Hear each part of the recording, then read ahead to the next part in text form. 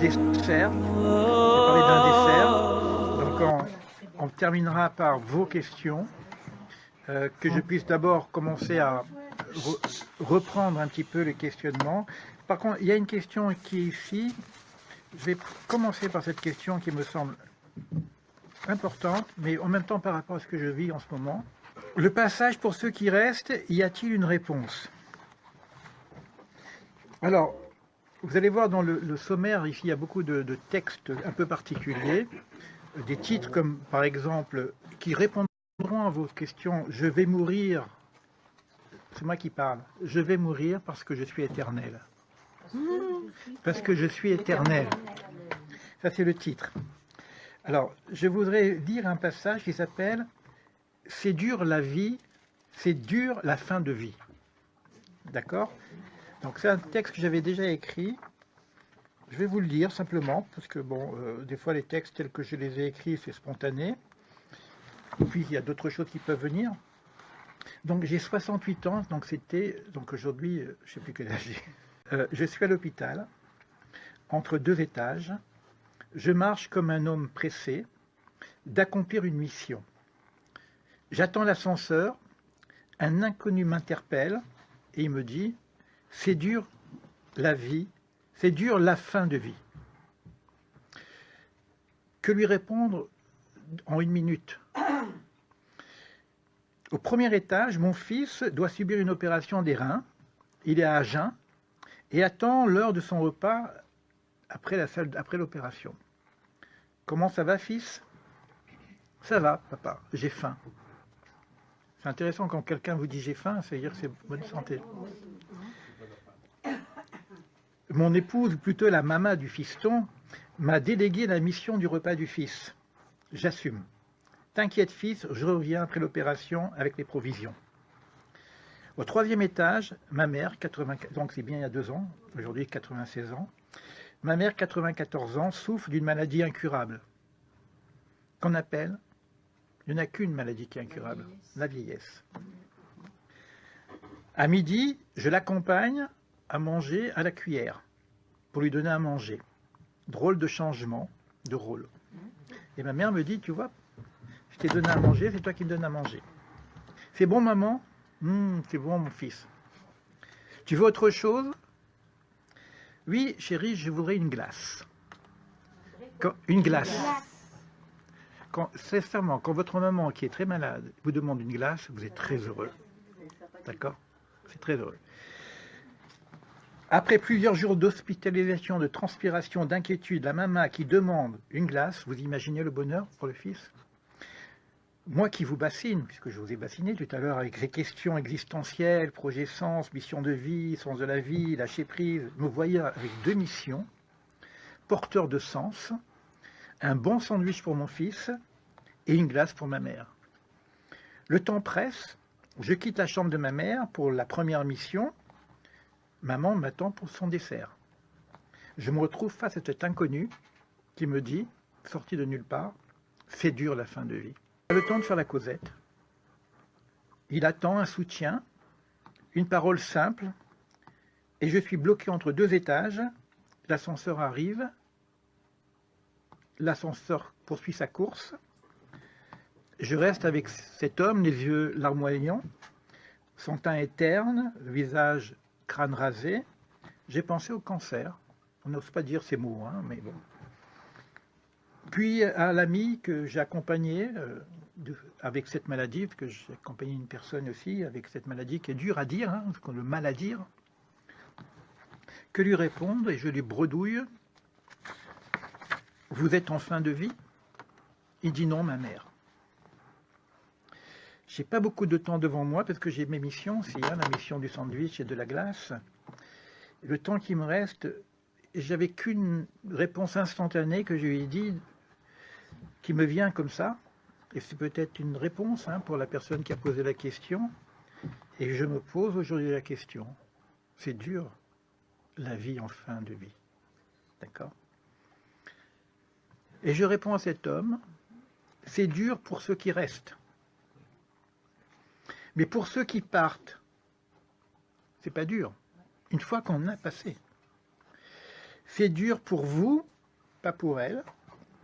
C'est dur pour nous, parce qu'il nous manque la présence. Même si je suis croyant, même si je sais que la vie est éternelle et que ce n'est qu'un passage et que s'il n'y avait pas quelque chose d'autre à la fin, ça n'a pas de sens. Si la vie s'arrête à la fin, la vie n'a pas de sens. On est bien d'accord. Toute cette souffrance, toutes ces épreuves, tout ça, pour finir en poussière. Donc, s'il y a du sens à la vie continue après la vie. Donc, il n'y a pas de mort. Alors, le problème, c'est le passage. C'est le changement de situation. Donc, je lui dis simplement ça. Il me sourit, il me fait un signe de la main. Il savait que j'étais pressé. Merci. L'ascenseur revient, je lui renvoie un signe de la main. Je le quitte avec un double ressenti. Mes missions bonheur pour ma mère et pour mon fils, et cet inconnu où j'ai juste dit un mot. Est-ce juste, est-ce suffisant? Je me posais cette question. Est-ce que je vais le revoir pour pouvoir ajouter quelque chose, que je suppose que vous attendez aussi autre chose? Mission accomplie, glace, sandwich, visite, je quitte l'hôpital, je cherche mon inconnu, il n'est plus là, je repars avec un sentiment d'ambiguïté. Était-ce juste? Chez moi, je repense à cet homme, ce serait bien de le revoir. Je ne sais pas. Le lendemain, je décide de venir plus tôt dans ma visite et je le retrouve assis sur une banquette. Cette fois, c'est moi qui l'interpelle. Vous avez compris ce que je voulais dire? Il dit, oui, depuis hier, j'ai parlé de notre rencontre. Une rencontre, je dis qu'un mot. À ma mère. Rencontre, vous comprenez? Une simple phrase, une simple qui devient rencontre. Il me dit, vous êtes juif? Je dis, oui, pourquoi? Il me dit, moi, je suis catholique. Et je ne sais pas ce qui se passe après. J'ose lui dire, moi, je sais. Et je lui dis, il n'y a pas de fin de vie. Il y a simplement un changement de lieu.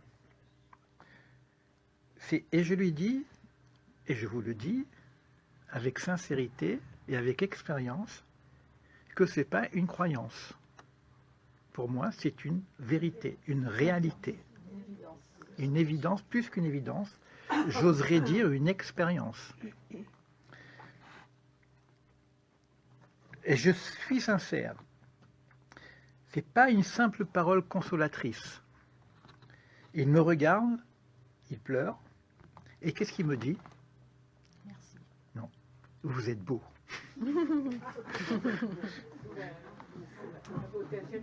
De quoi? Beau en quoi? Un homme en détresse qui vient me dire, un inconnu, vous êtes beau. Vous voyez que des fois, une simple phrase, un simple mot, qui est beaucoup plus profond que toute une philosophie. Il y a des livres et des livres qui vont vous parler de ça. Simplement, c'était l'instant, et ça lui a suffi. Et il en a parlé avec sa mère.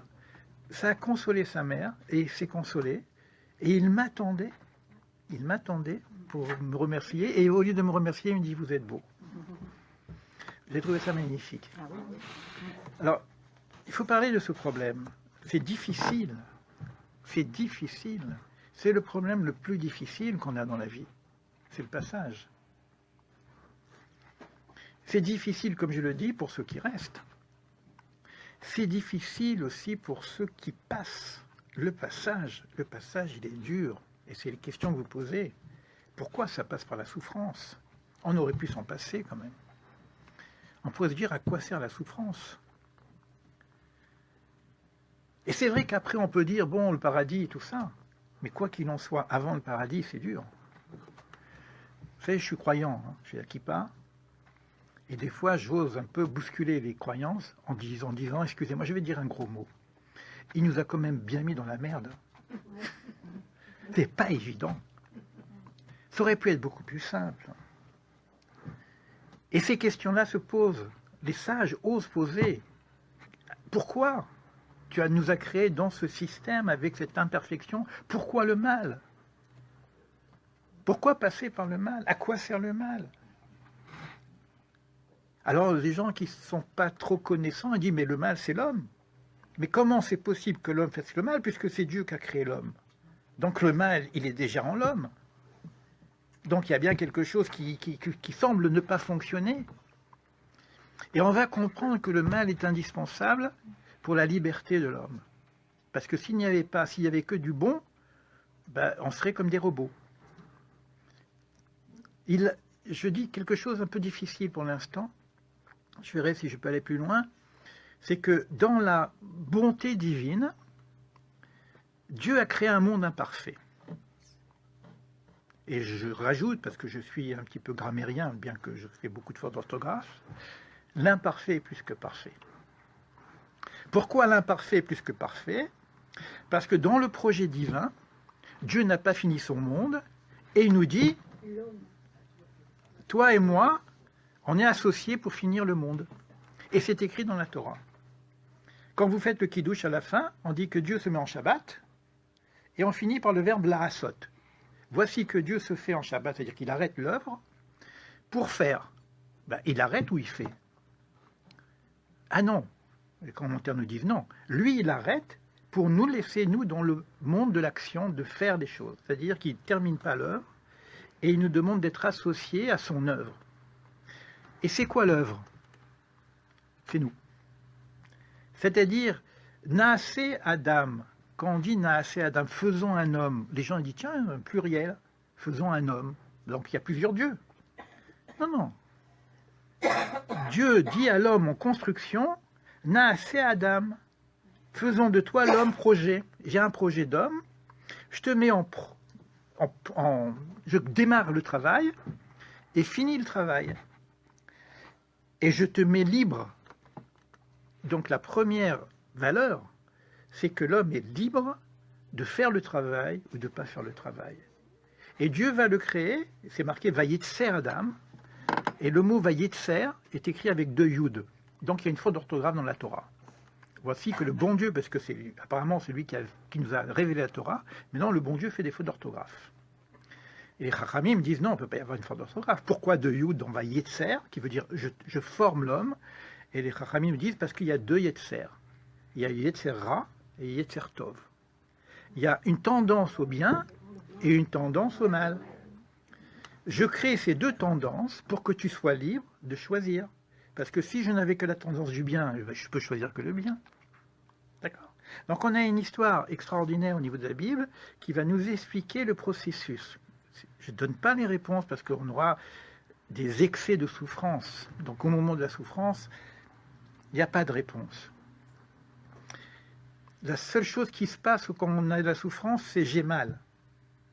Et qu'est-ce que vous pouvez répondre à ce que j'ai mal? Vous ne pouvez pas expliquer si c'est un proche, si c'est vous-même. Donc j'ai un texte ici qui s'appelle La souffrance, de la souffrance. Et c'est moi qui explique la souffrance, et je suis nul. Et je vais vous expliquer pourquoi je suis nul. Parce qu'au moment où je l'ai vécu, je ne pouvais dire que j'ai mal. J'ai compris de grandes choses. J'ai compris de grandes choses sur la souffrance. Jusqu'au jour où je l'ai vécu dans ma chair. Ce jour où un sentiment de révolte est venu frapper mon âme pour me dire « vanité des vanités ». Tout ce que j'ai pu dire sur la souffrance n'est que vanité. Permettez-moi de partager ce non-sens sur la question du sens, lorsqu'il s'agit de donner sens à la souffrance. Prenez un temps d'arrêt pour ce partage. Ce texte n'est pas à lire en diagonale.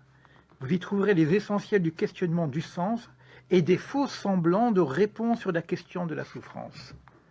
C'est trop facile, parce que quand on souffre, c'est le vide. Loin de moi de vouloir faire l'apologie de ma souffrance face aux souffrances qui durent et perdurent dans des cas bien plus dramatiques que le mien. La mort, le passage, ça j'ai compris. L'épreuve, les échecs, c'est un apprentissage, j'ai compris. La maladie, un remède, le mal qui vient me dire quelque chose, j'ai compris. le deuil, la séparation, l'exclusion, le chômage, la solitude, l'injustice, la méchanceté, tout ça, ce ne sont que des apprentis tirés sages. J'ai compris, et je peux comprendre. Mais la souffrance, dans l'instant de son vécu, j'ai pas compris. Et ça, c'est le silence. J'ai pas compris. Dans le vécu, c'est difficile. Ça veut dire qu'en même temps, que si j'ai compris beaucoup de choses, à côté de quelqu'un qui souffre, je me tais. Je ne vais pas lui expliquer pourquoi il souffre. Pas possible. Donc, maintenant, c'est vrai qu'au niveau de l'interrogation, puisque la souffrance existe, il y a une raison à la souffrance. Sinon, elle n'existerait pas.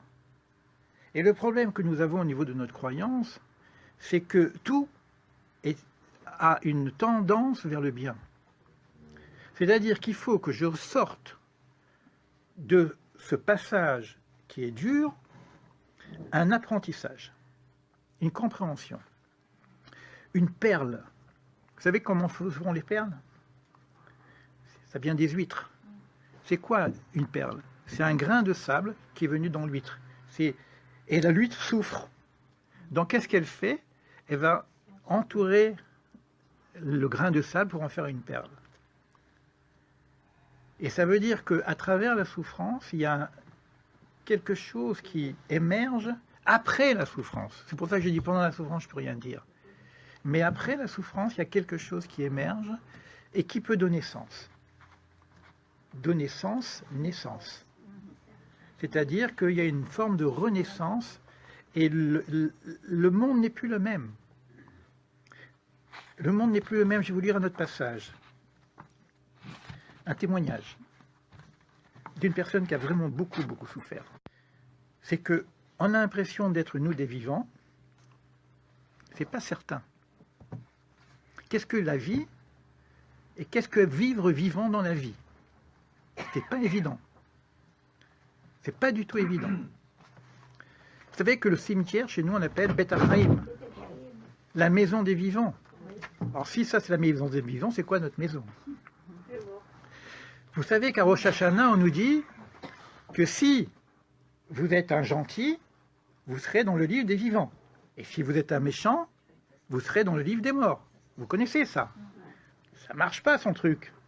Vous voyez bien des méchants qui vivent et des gentils qui meurent. Alors, c'est quoi ça? La Torah, c'est un mensonge. C'est pas ça que dit la Torah. Être dans le livre des vivants, c'est être un vrai vivant, que ce que je sois ici ou de l'autre côté. Et être dans le livre des morts, c'est pas que je vais mourir, c'est que je vis comme un mort. Ma vie n'a plus de sens. Je fais n'importe quoi de ma vie. Donc je suis mort. Ah ben j'ai un corps, je mange, etc. Mais c'est pas ça la vie. Si je suis venu ici pour manger, dormir, grossir, maigrir, faire du sport, c'est quoi ce truc? Il y a quelque chose qui ne va pas. Donc il y a quelque chose dans la vie qu'il faut que je découvre. Madame me posait, excusez-moi, à quoi je sers? Si je sais à quoi je sers, donc je commence à trouver du sens. Donc comment vivre, être vivant dans des situations les pires? C'est important ça. Comment être vivant face à la mort? Témoignage. Donc elle nous a quittés pratiquement quelques jours, qu'une semaine après. Je m'assois sur mon canapé, j'écoute la musique du désert, et là les larmes me coulent sur mon visage. Je crois que j'ai atteint la plénitude, ou quelque chose qui y ressemble. J'ai besoin de partager ce moment exceptionnel avec Élie. Je lui envoie un mail. Je lui rappelle une phrase qu'il m'avait dite peu avant. Quand on découvre ce qui est caché, le cadeau tombe sur la tête. Décrochement spirituel, paix, sérénité. Ça, c'est un vécu que chacun peut vivre. C'était trop fort. Cet état me submerge complètement. J'ai effectivement l'impression d'avoir fini le travail. J'ai envie de crier. Je suis libre, je suis guéri. Je peux finir d'écrire le livre de ma guérison. Je me sens bien, je suis libre, je suis heureuse. Un vrai sentiment de bonheur m'envahit, quelque chose que je n'avais pas ressenti avec une telle intensité depuis bien longtemps. Ma vie a changé, je la vois sous un autre angle, la vie est belle. Vous savez de qui je parle, hein? C'est quelqu'un qui a une souffrance terrible. D'autres réflexions me viennent. J'ai l'impression d'être sorti de ma chrysalide comme un papillon et d'avoir mué, changé de peau, dans laquelle j'étais à l'étroit, serré. Je suis en train de sortir de mon cancer. Je suis en train de sortir d'Égypte. J'ai définitivement passé une étape, fait un saut dans un autre monde ou un autre moi. Incroyable. Cette personne est morte vivante. À vivre ça, dire je suis guéri tout en sachant, parce que c'est... Et on a pu parler ensemble de ce qui se passe. C'est des questions que vous avez posées. Le Talmud parle de ces choses-là sans problème. Qu'est-ce qui se passe de l'autre côté? Donc on a quelques informations sur l'autre côté. Le problème, c'est le passage. Et pour ceux qui restent, le problème, c'est quoi? L'absence, le vide. Mais le problème que nous avons aussi, c'est le grand point d'interrogation, le pourquoi, le sens. Si je ne sais pas qu'est-ce qui se passe, j'ai peur de la mort, j'ai peur de l'inconnu. Je ne sais pas qu'est-ce que c'est de l'autre côté, donc j'ai peur.